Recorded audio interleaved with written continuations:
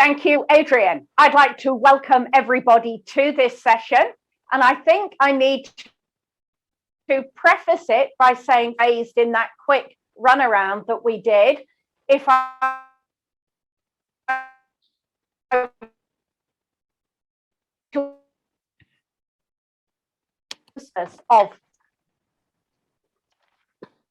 I am very, very happy to have a further chat with any of you.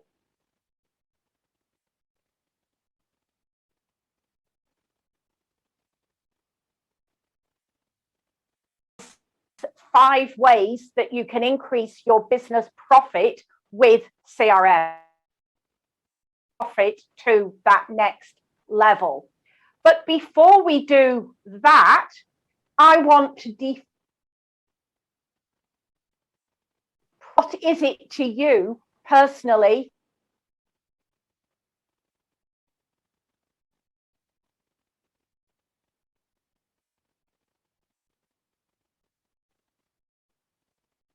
what the answer profit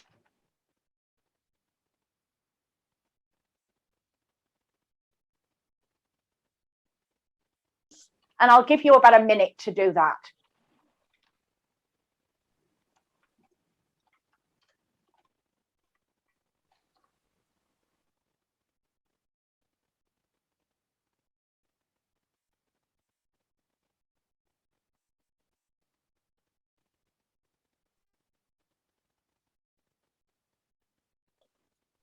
And if anyone's got any questions, please do sing out.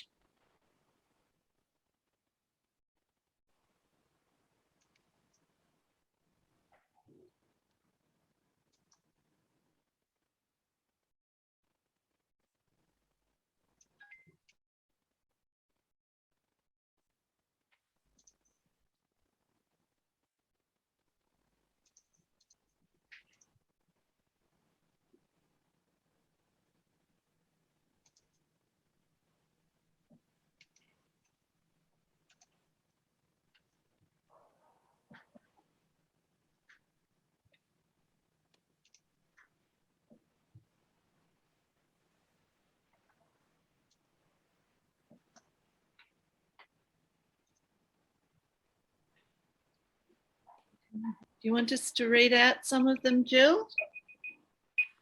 If you would like to, please do. Yes, just pick and choose. Okay. There's Cassandra, revenue less expenses after dividends. So that's a very monetary definition, which is fine. Okay. Michael. Do we have any non-monetary ones?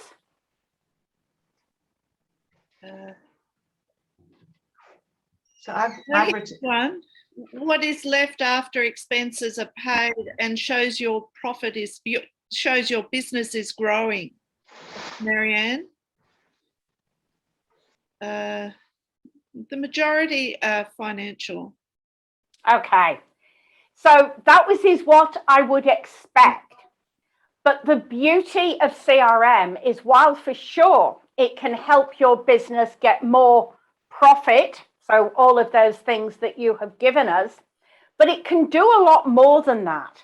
So if you are in a customer service environment, for example, the advantage or benefit that might be relevant to you would be potentially getting either more cases solved or more cases in less time. If you're in a not-for-profit environment, it may be getting more volunteers to support the organization or being able to run more events. If you're in a more marketing focus, the profit might be getting more campaigns happening or more effective campaigns. So there are lots and lots of ways that CRM can help you achieve that profit other than the pure dollar. And I think it's very important to remember that. I'm surprised how often I hear from people things like, I'm in the medical environment, therefore I don't need a CRM. or I'm in a not-for-profit, therefore we can't have a CRM, and lots of other similar type comments that are very, very untrue. So what I'm now looking at is those 5 ways, regardless of your line of business, 5 ways that you can increase the profit of your business. And those 5 are: you can get more leads, you can get more conversions from those leads, more sales from those customers, bigger sales from those customers, and more profit from each of those sales. So there we've got they are the only 5 ways, regardless of what your profit is, they are the only 5 ways that you can get more profit into a business. I'm now going to take you through all of those 5, and we'll talk about them to a degree. And I will show you and illustrate how Microsoft Dynamics 365, which is one of about 400 CRM technologies, how it might look if you achieve that. So first of all, we need to look at leads and a whole range of metrics we could measure. How many active leads do you have at any given time? But what is perhaps more important is, how do you know where to invest your effort to get more leads? Where do your leads come from? And what I'd like people to do now is to put in the chat where your leads come from. And again, I'll give you a minute to think about that. So if everybody could jump into the chat and tell me where the majority or some of your leads come from. I'm not at the moment worried about whether they're good leads or less good leads, but where do they come from? Is Sarah saying senior staff and executive? So referrals. Jeff's saying referrals and events. Karen, networking and word of mouth. Judith Rose was speaking. Leah, referrals. Eric, referrals and networking events. Christina, repeat customer business. Michael, word of mouth, speaking. Sen, sales team. Okay. LinkedIn. Wendy, repeat business, existing customers. Cassandra, GPs and specialists. Nina, Google Ads and returning customers. Awesome. So thank you for that. If we were to analyze those in detail, I think you would find that most people get their leads from some variation on these 6. But the $6 million question is, if you are getting leads from some variation on these 6 sources, which of them are the most effective? So where are the majority of your leads coming from? And once you know that, you can invest more of your effort into those lead sources, providing the good quality leads, and less effort into the ones that are providing poor quality leads. CRM can also help you increase the number of those people coming to your website who share contact details with you using marketing automation. So this aspect of marketing automation is where you have a lead magnet of some description, and you only let people have it when they pay you, but not pay you in money, pay you with an email address. And obviously that email address can then go onto a marketing list, and we can maintain contact and stay top of mind with those people. Now, that's only one thing that marketing automation can do. And there's a lot of other things that CRM also can do. If you were using Microsoft Dynamics 365 and also a number of other CRM technologies, you would likely be able to get to a chart similar to this one. So this one is showing quite simply the proportion of leads from each of those 6 lead sources. Obviously, the lead sources would be configured to match whatever makes sense to you. You may choose to keep them relatively broad as they are here, or you may want to break them down even more. So to give an example that someone else mentioned earlier, you might want to know, rather than just referrals, maybe it's more relevant to know how many are coming from GPs versus other medical professionals. That would be a very easy thing to split out, assuming you capture the information. Again, from Dynamics, you may choose, rather than just having the chart, to have it looking like this. So I've got that same chart, but then next to it, I have got the list of leads. Now, if any of you are concerned that I'm talking out of school and giving away lots of personal information that I shouldn't be doing, please rest assured that all of the data that I am using in this presentation is completely fictitious. I spent a chunk of the weekend working it out and pulling it into a version of Dynamics, which is also purely a sample. So I've been able to leave this data where you can read it, but it really is not, it's not real data. So that's one very simple page that may well be of use to you in Dynamics. Dynamics also gives us a lot of dashboards. And this slide gives you a dashboard based on that same data, where we've got lead by rating, lead by source again, and a couple of other charts. I've also got put in the bottom left-hand corner one that's related to users and which of our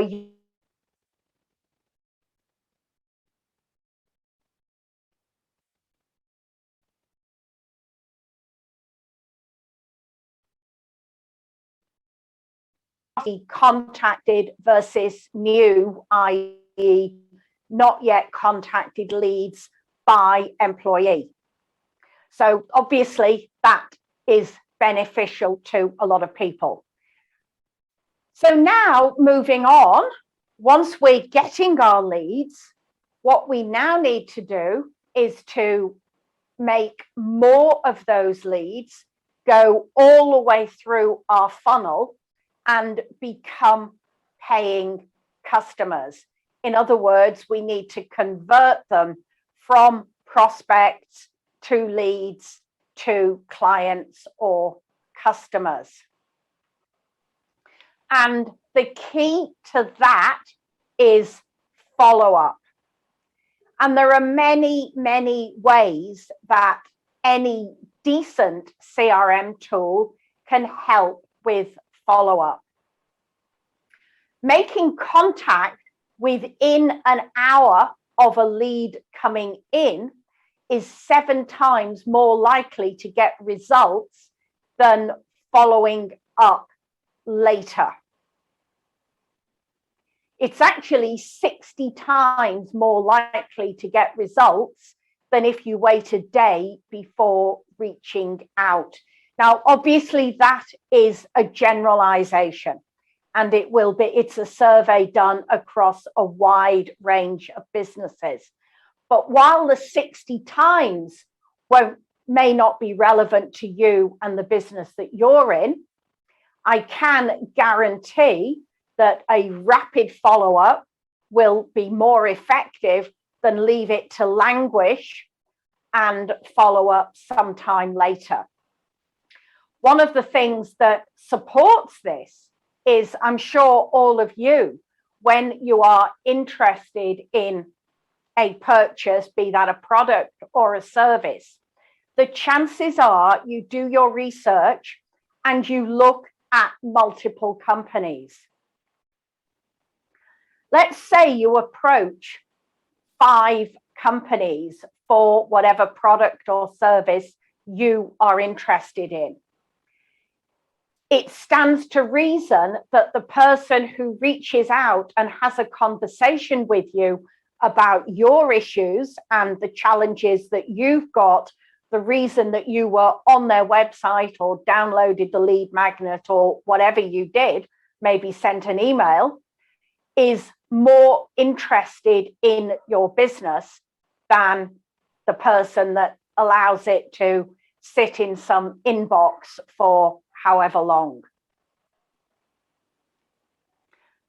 If you've got CRM set up and properly configured, the incoming leads can be allocated to the appropriate person in real time. So that helps you with that rapid follow-up.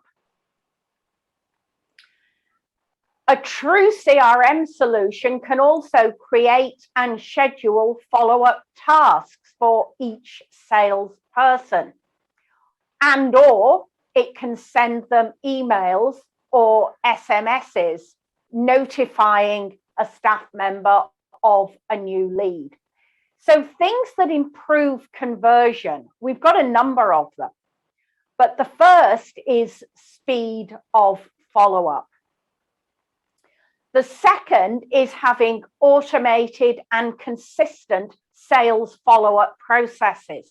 So that's where you have a process in your business where you know categorically that those leads are not falling through the cracks, and everyone is being reached out to in an appropriate way by an appropriately knowledgeable or qualified or whatever makes sense person.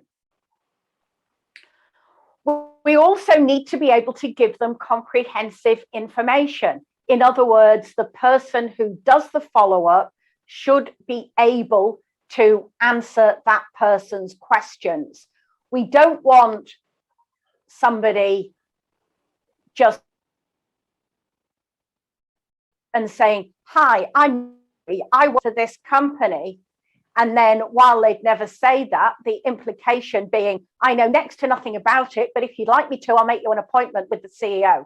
That is rarely what a lead wants.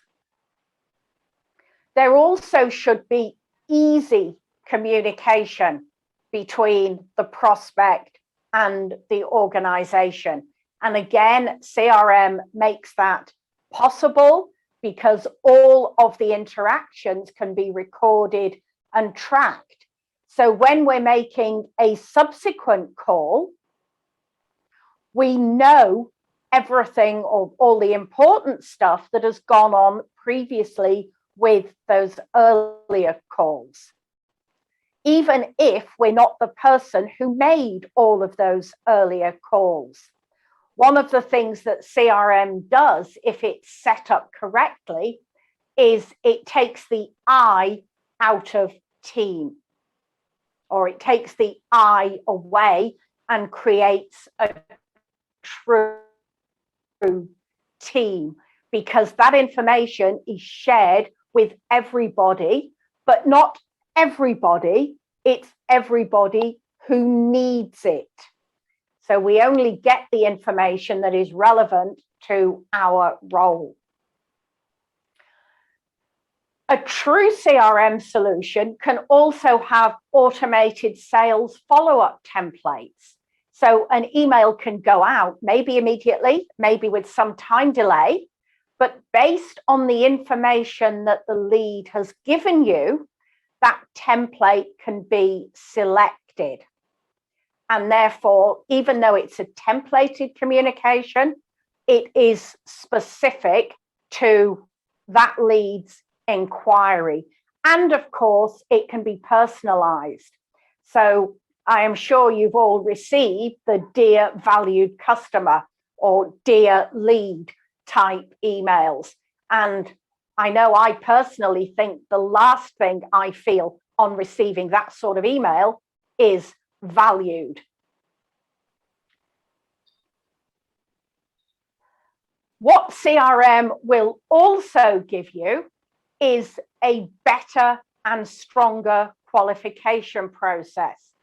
If you know by looking at previous leads that the leads from this industry or this person type or avatar are more likely to convert, the CRM can collect that data, so you put the effort into there, and that gives you or helps to give you a stronger qualification process.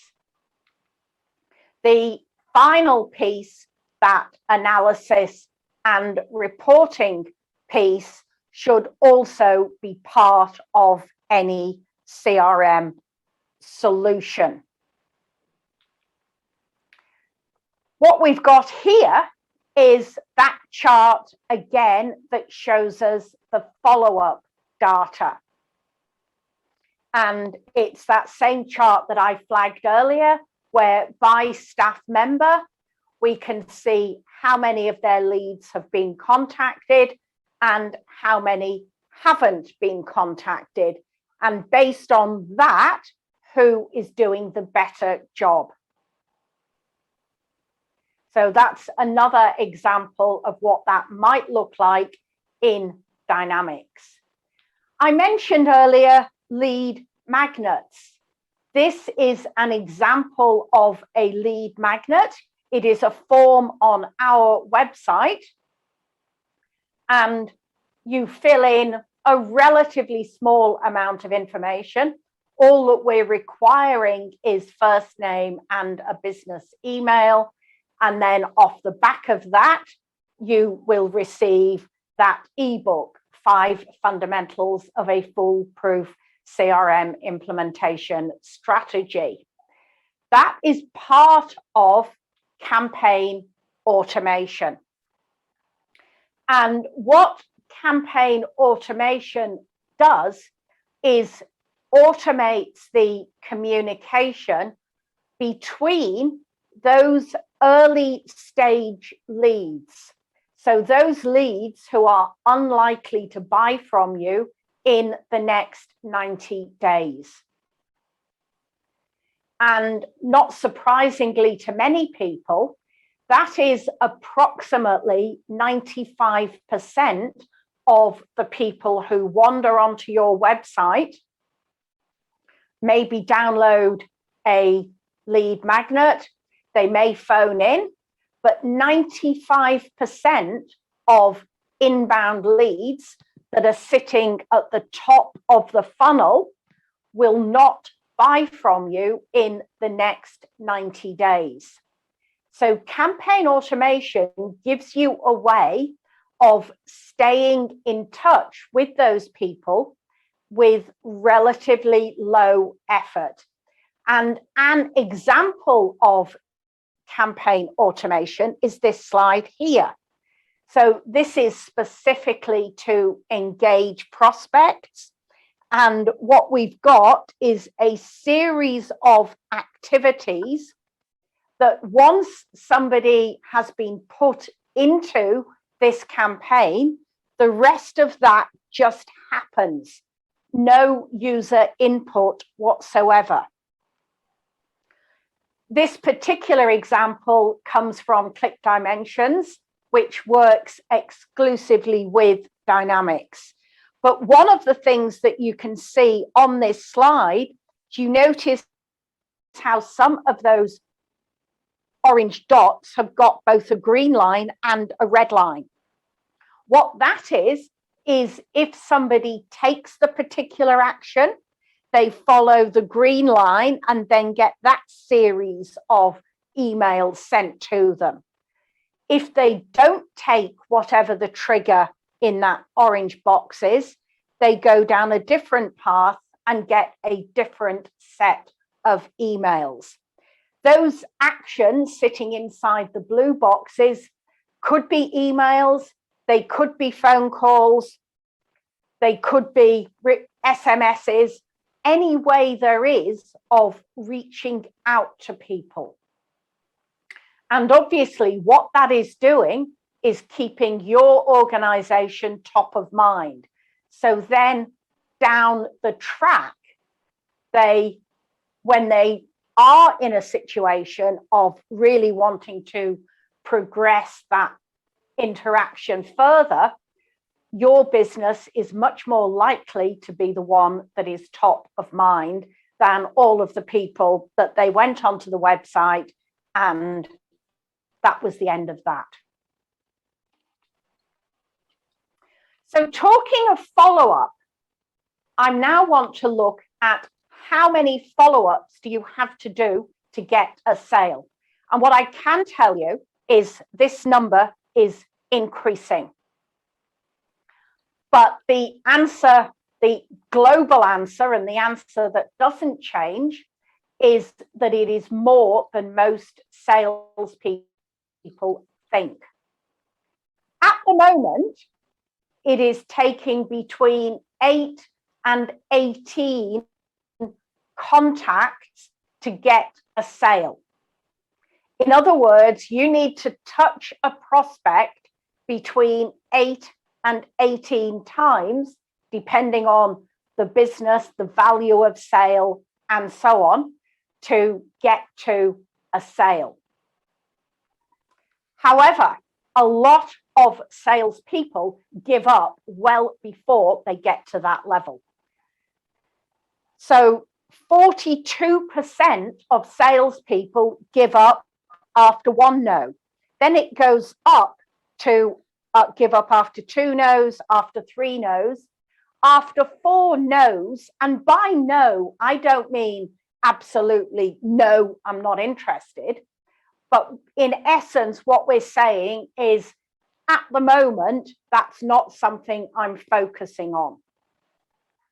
That 92% who've given up after 4 no's, what that means is that there are 8% of sales remaining. So 92% of salespeople have given up after 4 no's, and only 8% of salespeople ask for the order that 5th time. 80% of prospects will say no 4 times. So 8% of us are getting the bulk of the business. It's really quite frightening when we think how many of those leads are just being abandoned.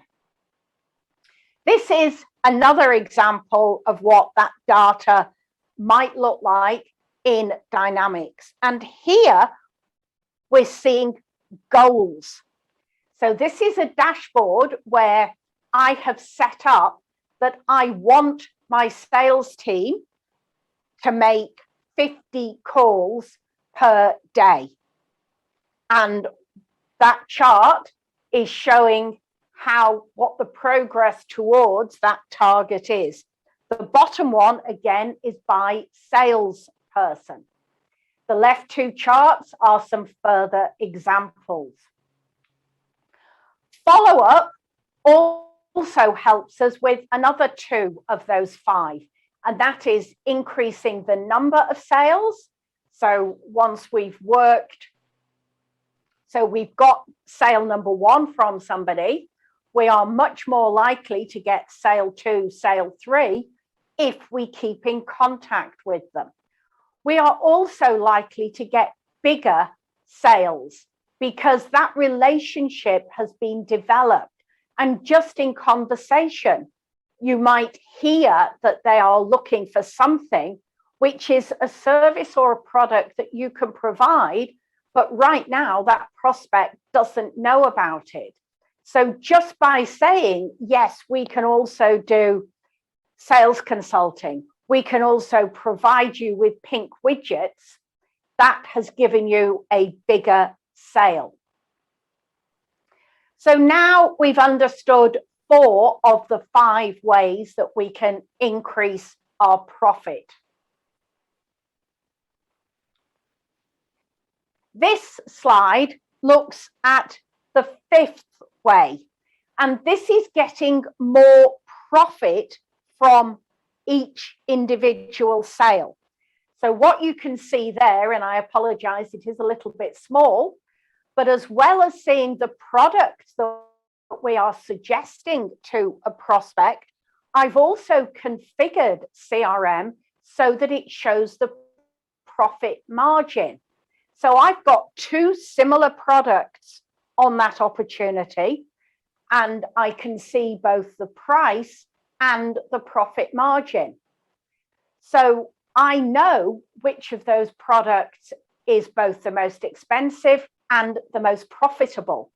That is also useful if a salesperson is tempted to start discounting, because as they supply discounts, the profit for that sale will be recalculated, and it discourages people from discounting to a point that the sale is costing you money, not making you money.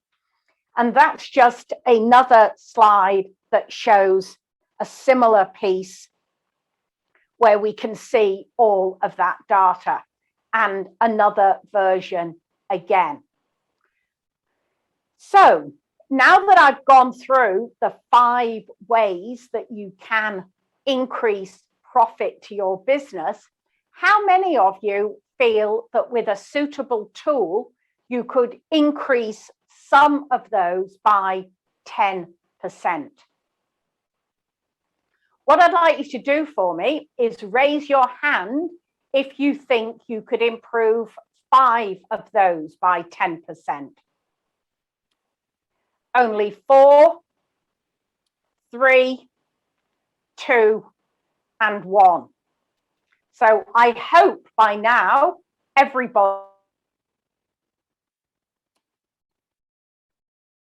metaphorically raised. So now I want to test your maths. We're now in a situation where we've agreed that we could improve some or all of those factors by 10%. So what is the answer to that sum? And I'd like people to put in the chat what they think the overall increase in profit would be if we increase the number of leads, the conversion rate, the size of sale, the frequency of sale, and the profit from each sale by 10%. And again, I'll give you just 30 seconds to put your suggested answer into the chat. Okay. We've got here the power of small incremental change. Yes. 860%, approximately 1,000%, of course in each 5 areas. 1,100%. That would be nice. 600%. Unlimited. Okay.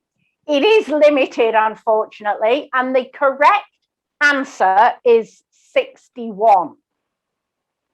And on the next slide, I'm going to give you the proof.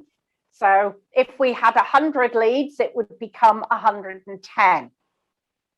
If we increase the conversion from 30%, it would become 33%.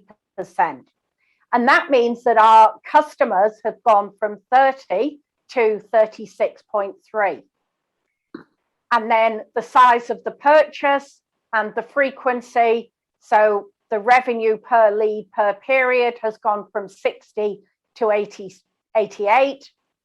And overall, that means that the increase in the profit from new leads per period has gone from $18,000 with the old model to $29,000.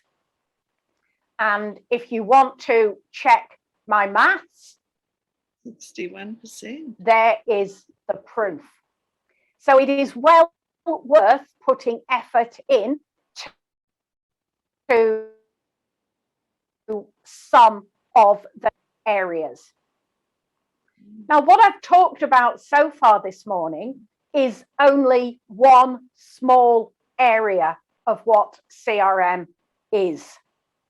And I've touched on dynamics. One of the things that I'd really like to highlight is that CRM is a lot more than a database. A true CRM solution will include sales tools, marketing tools, customer service tools, tools that help you manage the